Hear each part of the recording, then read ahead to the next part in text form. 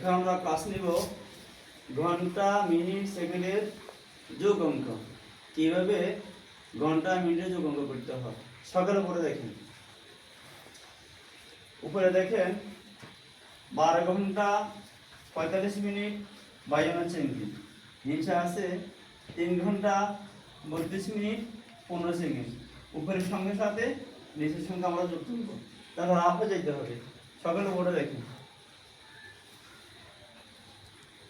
52 সেকেন্ডের সাথে কত যোগ হবে? 15 সেকেন্ড। 52 সেকেন্ডের সাথে কত সেকেন্ড যোগ হবে? 15 সেকেন্ড। 5 দিয়ে 7, 5 আর 1 6, 67 সেকেন্ড। আমরা জানি 60 সেকেন্ড সমান 1 মিনিট।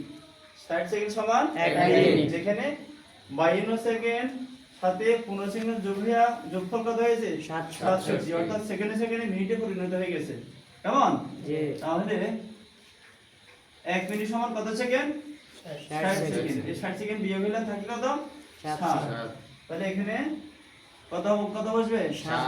7 বসবে। 1 মিনিট মিনিটে করে যোগ হয়ে গেল। তো উপরে কত আছে? 45। নিচে দেওয়া আছে 32 মিনিট। সেকেন্ডে সেকেন্ডে মিনিট পরিণত হয়ে গেছে। সেকেন্ডে আমরা পাইলাম 1 মিনিট। সাথে যোগ 1, 5 দিয়ে 7, 7 আর 1 8, 4 3 7। আমরা জানি 60 মিনিট সমান 1 ঘন্টা। 60 মিনিট সমান 1 ঘন্টা।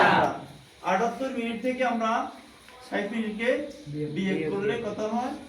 8 এর 8, 7 থেকে 6 বিয়োগ হলে কত থাকে? 1। 18 মিনিট। কত মিনিট? 18 মিনিট। 18 মিনিট।